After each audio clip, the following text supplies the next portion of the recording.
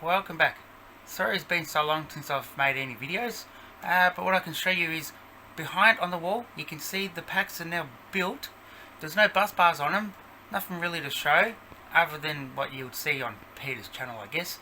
But what I want to show you is this video is more purely because I bought a power supply from Banggood and they wanted to see proof of it not performing to the way it's supposed to. Now don't get me wrong, this is nothing against them, I just thought I'd use this opportunity to make a video.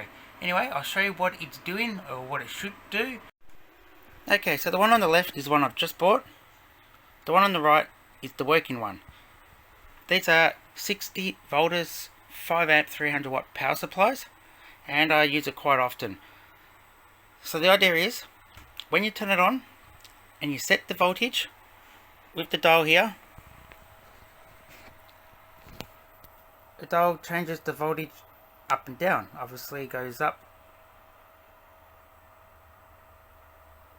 and the bottom one's a fine tune, so you just get right between it all, just tunes it finely. There goes 60 volt.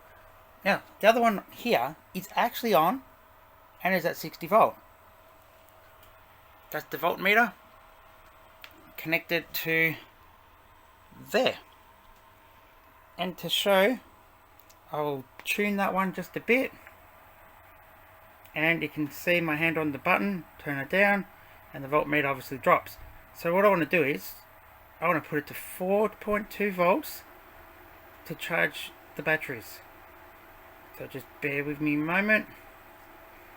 So I'll get close and then we can fine tune it with the one underneath.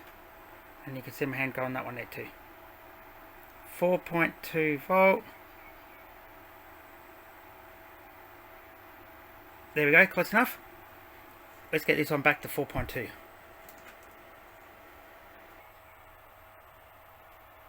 Yeah, 4.2. 4.2 volt.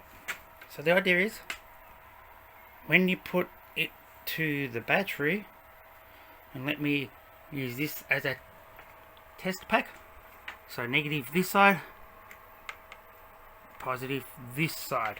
Before I connect it, I'll show you what it does. This pack is about 2.8 volts, all in parallel. Connect and charge. There we go. So it's telling the battery, obviously the volts drop because it's matching the pack close to it. 5 amps is going in, 17.9 watts. If anyone has done battery charging before, you'll know when you get close, the amps drop, and obviously the watts drop in relation to. Anyway, the point is that's working, it's going. For the other power supply, the same thing should occur. Now once again, this is nothing against Banggood, this is just the way they want to confirm that we're on the level when we say something's not working. Connect the negative, and now sorry about the camera jerking around a bit, I'm just trying to hold it and do this video with holding the camera. Let's put that on.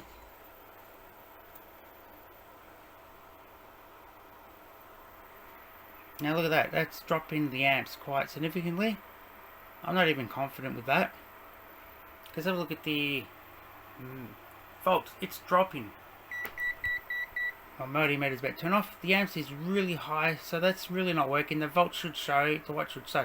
I want to turn that off in case something's going to happen. Anyway, that should be enough to show. Now our settings are the same. We've got the amps turned all the way up, as well as this one. This switch down here is in the same position as that one there, but it's just not doing its job. So I'm going to say that is not an item that we should be using if it's not working to the specifications, in case something goes wrong. Anyway, this concludes this video, and I'll try and get some more videos coming, but if there's not much going on, I don't want to post stuff that is not worth watching. Anyway, thanks again for watching, and keep an eye out for the next one.